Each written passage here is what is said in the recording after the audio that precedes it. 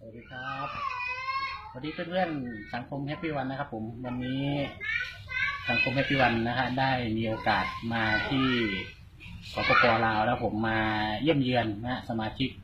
ของแฮปปี้วันของเราอยู่ในนครหลวงวังจันทร์แล้วก็วันนี้นะได้มีโอกาสมาสัมภาษณ์นะครับผมผู้ที่ใช้ผลิตภัณฑ์เสริมอาหารแฮปปี้วันจริงนะฮะผมแล้วเห็นผลจริงเกี่ยวกับปัญหาสุขภาพทางด้านเกี่ยวกับไวรัสตับอักเสบซีใช่ไหมครับครับสบายดีทั้งสองท่านนะครับผมแนะนำตัวหน่อยครับชื่อวีรกรบ้านสังเกตเมืองสีโคตรตะบองแข่งนครหลวงเวียงจันทร์ครับผมแล้วอันนี้คือลูกชายคนนี้คือเป็นผู้ที่มีปัญหาสุขภาพเรื่องไวรัสตับไวเนาะรัสตับซี่เป็นมากี่ปีนะหมอก็ว่าเป็นดุลแล้ว แต่ว่าสุขภาพเราบ่อ่อนเพลียน่ะอาการจะบ่แสดงออกแล้วมาอาการแสดงออกย้อนหลังไปกี่เดือนนะมานี่กับปีผู้ดีเลยปีนึงคือตั้งแต่อาการเราสุดหนักเป็นปีหนึ่งแล้วเนาะย้อนหลังขึ้นไป6 เดือน6 เดือนเนาะแล้วทีนี้ก่อนหน้านี้ที่จะมาพูดจากแฮปปี้วันเนี่ยไปกลัวทางไหนมาก่อนบ่กลัวหมอไปหมอแล้วก็ไปหมอบ้านเขาแหละอันหมอยาขึ้นเมืองว่าสั้นๆก็ไปยังไม่เคยไปโรงพยาบาลรัฐหมอรัฐไปเรื่อยๆไปไปส่งเรื่องหมอรัฐนะไปส่งเจ้าว่าเป็นยังไงพระเจ้าก็ว่าเป็นไวรัสตับซี่อันนี้ธรรมดามันก็บ่โดนนะเพิ่นก็ว่าที่ละเพิ่นก็ว่ามีความเฮาฮ้อนใจที่เป็นแม่เนาะเฮาก็อยากหมอขึ้นเมืองตามบ้านตามหยังเขาเจ้าว่าดีเฮาก็อยากไปนะ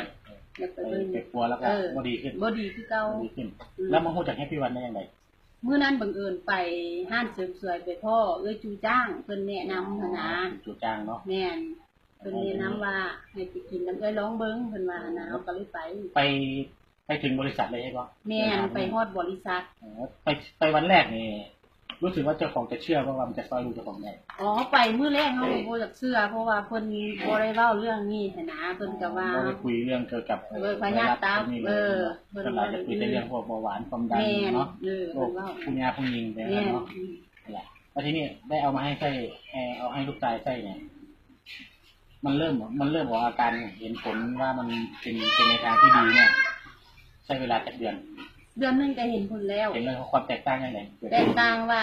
แต่ก่อนเราคันหลายเริ่มมาคันน้อยสีมันก็เริ่มจางไปยังเหลืองอยู่ระดับเดือน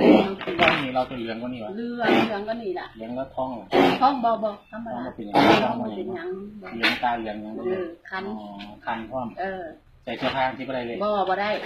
ใส่แค่กางเกงตัวเดียวเนี่ยแหละนอนตากพัดลมอย่างเดียวแล้วสมมือเนี่ยตั้งแต่เมื่อกินมาจนถึงปัจจุบันเนี่ยใช้เวลาโดนไปไหนแล้วอันนั้นเราหายแบบว่าจากเหลืองมัน2 เดือนก็หายแล้วแค่2 เดือนแม่นแต่เฮาสีนี่กลับมาเป็นปกติคนทั่วไป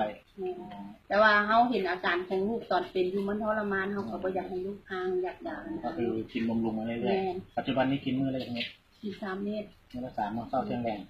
เช้าแรงเช้า2แรง1